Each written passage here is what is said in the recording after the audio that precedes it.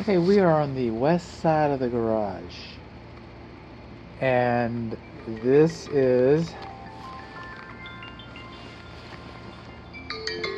a break from our sponsors. Good Home Inspection.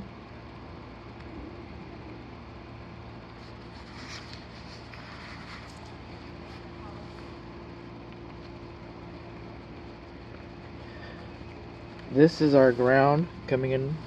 It's a good thing. Our box has been sealed on 3 sides, which is a good thing. This is our meter. Now today we would have a slip joint on the electric power supply conduit coming into the meter. It wasn't required 8 years ago. I don't even think it's required today, but we see it a lot today. We don't have it. That would have been a nice feature to have. Today, as of last year, it was required to have a main disconnect on the exterior of the wall for first responders to get to it.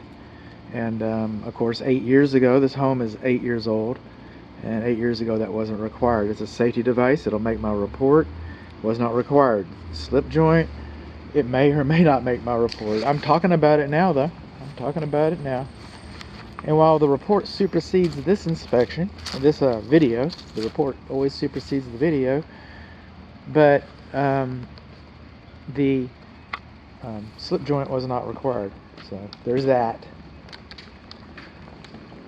Inside the garage west interior wall, this is the main service disconnect. We got a 200 amp service, okay? Again, 8 years ago, this wasn't required. It's a safety device. It's going to make the report. We do not have neoprene covers on L1 and L2. So for safety reasons, that should be there.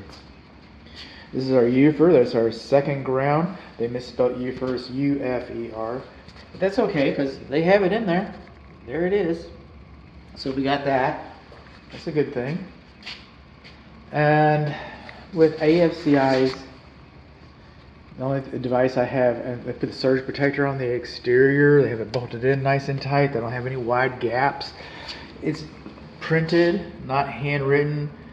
Plugs that they should have been. They could have just left plugs off. So we're just going to leave that alone. And surge, they could have left that off. So we're going to leave that alone. It's been printed. You got a couple cables that are touching the cabinet cover. Okay, what else do we have here?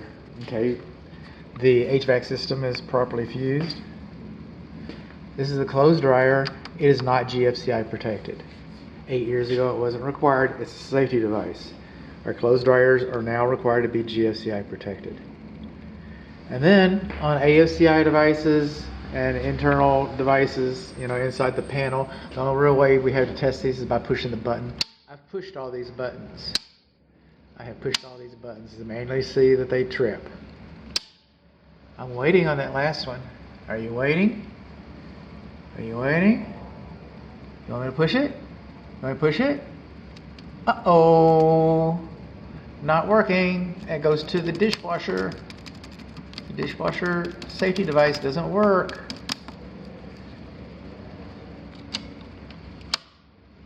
How's that for drama? Dramatic home inspections. Okay. Now let's go along. And one last thing, the piece of resistance, which kind of sounds weird. Square D Q0C42UF has been recalled. This electric service panel has been recalled. Now, it might not be practical, even possible, because there's so many of these installed, and this isn't the only model number. Replacing it might not be a practical option. So, but what can happen, if you can get it replaced, I encourage you to get a whole new panel. I mean, really, who wouldn't, right? But in lieu of that, you can get a master electrician who is certified to do warranty work on Square D panels. And he can open up this box and re-torque certain connections, because it was a connection torquing issue. and he can retorque certain connections and make it acceptable to the factory, and he'll have a little purple notice that gets posted on the inside and the outside, has the date of when it was repaired, when the factory accepted repair was made, and then for all practical purposes it's done and has been taken care of and is safe. And just as important, not just as important, but also importantly, is it's sellable. Because right now this home has an obsolete, recalled electric service panel.